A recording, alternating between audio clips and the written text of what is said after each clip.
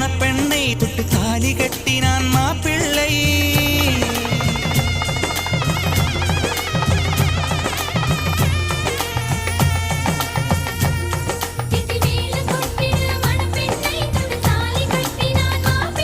இந்த ஏழை நெஞ்சமும் நீ வாழ என்றும் பூக்கள் தூவும்.